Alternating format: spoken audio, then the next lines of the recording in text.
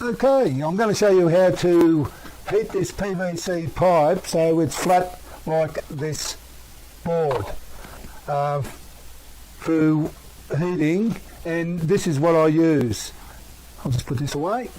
Now I've got a can, a pretty big can, tin, whatever you want to call it, and as you can see that I've put a big hole in the bottom of it so you can put your heat gun or your hair dryer to put the heat in the can. And on the sides you've got holes all along the edge, top edge, so the heat can escape when you've got the can heating the PVC.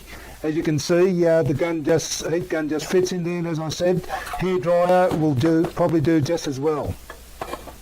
So first, what you need to do is get your PVC pipe and make a cut down the end bit there, and you get these little spacers. They're just drill bits that I've got from my drill, and they'll do as spacers, and as you can see I've made a ring and I'll just set them out like that. Get the PVC pipe and just sit it on them so there's a space under it. That way it allows heat to escape from under. And you get the can and you just sit it over that,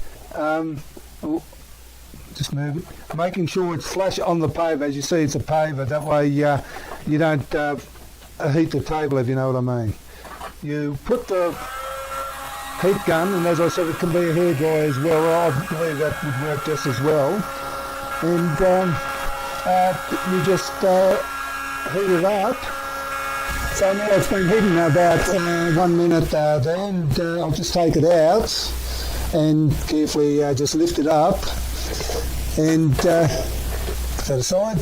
And as you can see, it's like very durable. I'll get a board here, I'll put it on the board and I'll just smooth it out, and I'll just grab the heat gun and just heat the edges up a little bit so I can flatten it out. A little less full under there.